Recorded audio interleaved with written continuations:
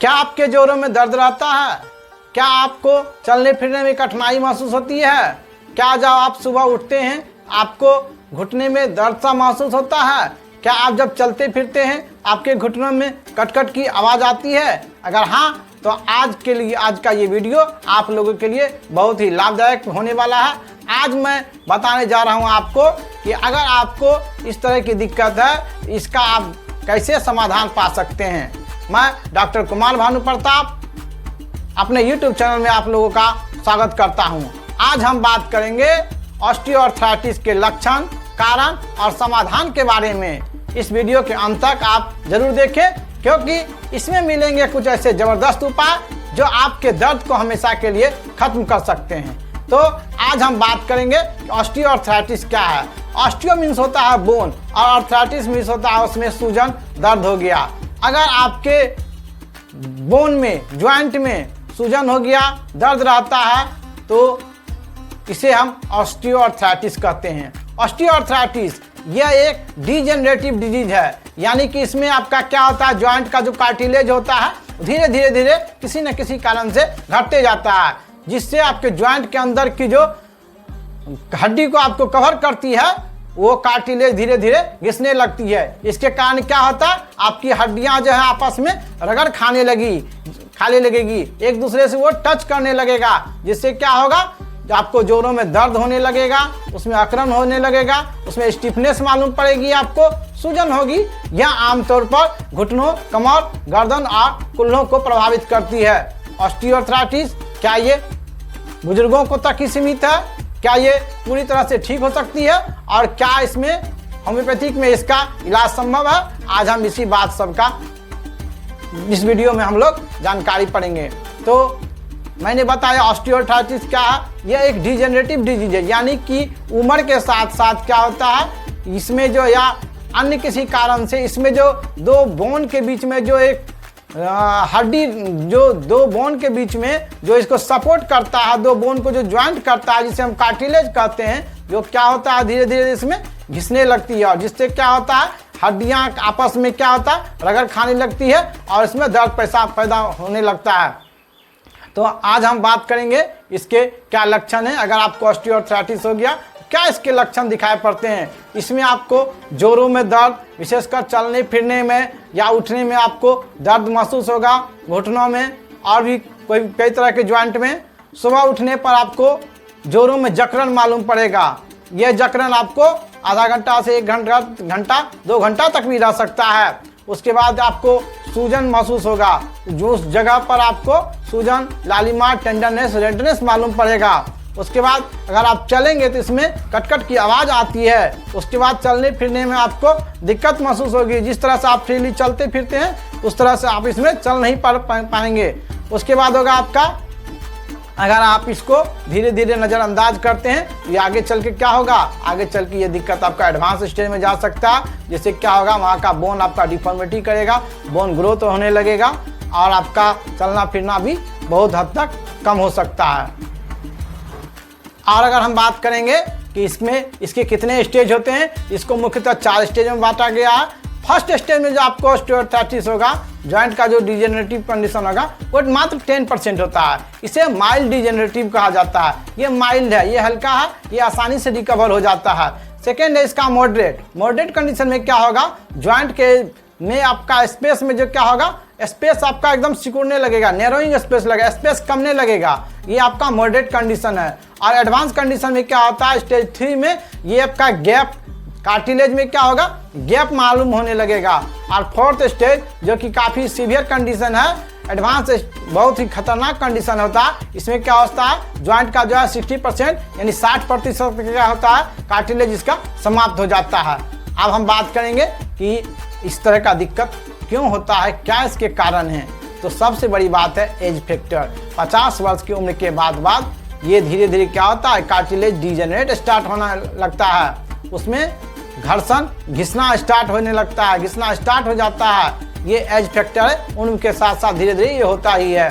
दूसरा है इसका बहुत ही मेन कारण है ओबेसिटी। जी हाँ, ओबेसिटी के कारण क्या होता है, किसके अगर आपका शरीर का वजन है तो उसका वजन सबसे ज़्यादा क्या करेगा, आपका घुटने पर करेगा। घुटनों के कम्प्लेक्स ज्वाइंट होता है, बहुत ज़्यादा ये सघनता वाला जॉइंट है तो धीरे धीरे दबाव पड़ेगा तो जो आपका कार्टिलेज घिस रहा है, अगर उस पर ज़्यादा प्रेशर पड़ेगा तो क्या होगा, उसमें और दिक्कत होना स्टार्ट होएगा, उस पर स्ट्रेस पड़ने लगेगा। तीसरा कारण है ट्रोमा। अगर किसी कारणवश से आपका ट्रोमा हो गया या बहुत तरह का इंजरी हो गया, फ्रैक्चर हो गया, वहाँ का जो ऑर्गेन है अगर वो कार्टिलेज किसी तरह से डिजेनरेट हो गया, ख़त्म हो गया, डिस्ट्रॉय हो गया, उस कारण भी हो सकता है। चौथा है कि वीक मसल्स के हो जाने से भी क्या होगा, कार्टिलेज में धीरे धीरे वीकनेस आने लगता है। और चौथा है कि अगर पोस्चर एबनॉर्मलिटी, अगर आप गलत ढंग से बैठते हैं, बैठने का आपका तरीका ठीक से नहीं है, तो ये भी क्या है, धीरे धीरे ये आपको दिक्कत हो सकता है। महिलाओं में ये मेनोपॉज के बाद खासकर आम पाया जाता है, देखा जाता है, क्योंकि हम जानते हैं कि महिलाओं में बहुत तरह का जो है हार्मोनल बैलेंस होते रहता है। और नेक्स्ट है इसका कारण, अगर आप हैवी फिजिकल वर्क करते हैं, बहुत ज़्यादा ऐसा कि आप वज़न उठा लेंगे, बहुत ज़्यादा मेहनत वाला काम कर लेंगे, बहुत ज़्यादा किसी गलत ढंग से अपने को घुटने को या बॉडी को पोस्चर को एबनॉर्मल ढंग से प्रेजेंटेशन करते हैं, उसके कारण भी हो सकता है। एक पेशेंट था कि उन्होंने मुझसे आके कहा कि वो नॉर्मली था, लेकिन किसी चीज़ को अगर वो एकाएक बहुत तेज़ी से उठाया तो उसका क्या था, ये दिक्कत उसको स्टार्ट हो गया था। हालांकि वो यंग एज का ही था, एज उसकी 35 के बीच रही होगी, और उन्होंने कहा कि मुझे एकदम नॉर्मल कंडीशन में थे, एकाएक जो किसी चीज़ को उठाया तो उसका क्या हुआ, जॉइंट पर असर पड़ा, और वो क्या है, उसको ये कार्टिलेज उसका टूट गया और बहुत ही सीवियर कंडीशन में उसको दर्द हो रहा था। तो ये थे कुछ कारण। उसके बाद हम बात करेंगे, अगर इसको हम लोग सही ढंग समय पर इसका इलाज नहीं किया गया, इसमें क्या क्या दिक्कत आ सकती है। इसमें आपको स्टिफनेस हो जाएगा, पूरा जकड़न हो जाएगा, इसमें जॉइंट आपका कहीं कहीं से बढ़ने लगेगा, जॉइंट डिफॉर्मिटी हो जाएगा, चलने फिरने में आप असमर्थ हो जाएंगे, यहाँ पर हड्डी का एबनॉर्मल ग्रोथ होने लगता है। ये इसका कॉम्प्लिकेशन है। अब हम बात करेंगे इसकी मैनेजमेंट के बारे में। तो इसका सबसे पहली बात है, अगर आपका वेट एक्सेस है, आप वेट को मैनेजमेंट करें, कैल्शियम एंड विटामिन डी का सप्लीमेंट लें, क्योंकि आप जानते हैं कि कैल्शियम और विटामिन डी हमारे बोन के लिए बहुत ही इम्पोर्टेंट है। तो इसमें कैल्शियम और विटामिन डी का सप्लीमेंट लें, जैसे कि दूध लें, दही लें, जो भी और भी विटामिन डी के सोर्स के सप्लीमेंट डाइट हैं वो लें। उसके बाद क्या है, आप हरी सब्जी लें, आप साग सब्जी, हरी सब्जी अच्छा से खा सकते हैं। सब्जी में आप इसमें हल्दी का सेवन कर सकते हैं, आप इसमें एंटी इन्फ्लामेटरी फूड जैसे अदरक का भी सेवन कर सकते हैं, प्रोटीनियस डाइट ले सकते हैं। उसके बाद है आप क्या ना खाएं, तो junk food, fast food, spicy food, तेल घी का सामान, प्रोसेस्ड फूड, रेड मीट, ये सब चीज़ आपको बिल्कुल नहीं खाना है इस कंडीशन में। और एक बहुत ही इम्पोर्टेंट बात है कि हम बात करेंगे कि कैल्शियम और विटामिन डी इसमें मेन रोल अदा करता है, तो आप एल्युमिनियम के बर्तन में भोजन ना करें। एल्युमिनियम के बर्तन में, प्रेशर कुकर में, इसमें आप बना हुआ भोजन नहीं करेंगे, क्योंकि जानते हैं एल्युमिनियम जो रहता है हमारे, अगर दूध को भी हम उसमें करते हैं या कोई भी तरह का सब्सटेंस करते हैं तो वो क्या होता है, उसका हमारे शरीर पर उसका बुरा प्रभाव पड़ता है, और वो जो है सारे न्यूट्रिएंट्स को क्या करता है, वो एब्जॉर्ब कर लेता है, और उससे बहुत ही दुष्परिणाम हमको हमारे शरीर पर देखने को मिलता है। तो एल्युमिनियम का बर्तन में बना हुआ भोजन का सेवन बंद कर दें।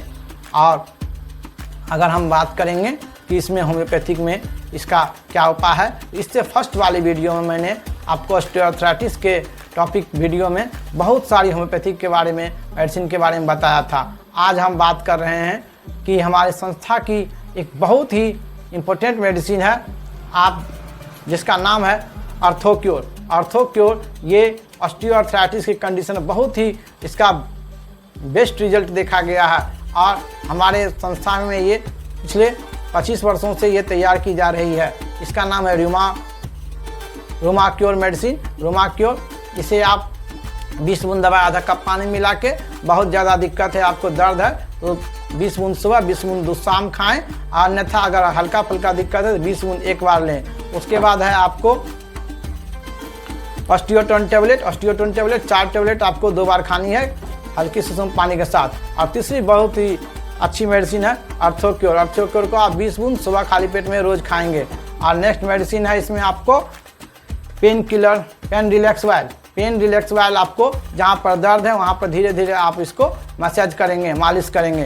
तो इस चारों मेडिसिन से आप अगर आप सेवन करते हैं तो घर बैठे आप ऑस्टियोआर्थराइटिस के बीमारी से आराम पा सकते हैं। हमेशा के लिए जड़ से आप इसमें समाधान पा सकते हैं। तो दोस्तों अब आप समझ चुके होंगे कि ऑस्टियोआर्थराइटिस को नज़रअंदाज नहीं किया जाना चाहिए। जल्दी पहचान और सही होम्योपैथिक मेडिसिन से आप बिना सर्जरी के, बिना ऑपरेशन के आराम पा सकते हैं। अगर आप या आपके परिवार में किसी को भी इस तरह की कोई दिक्कत है, समस्या है, या इस वीडियो को आप जरूर शेयर करें। मैं डॉक्टर कुमार भानु प्रताप मिलेंगे एक नए हेल्थ टॉपिक के साथ। तब तक आप स्वस्थ रहें, मुस्कुराते रहें। जय हिंद, धन्यवाद।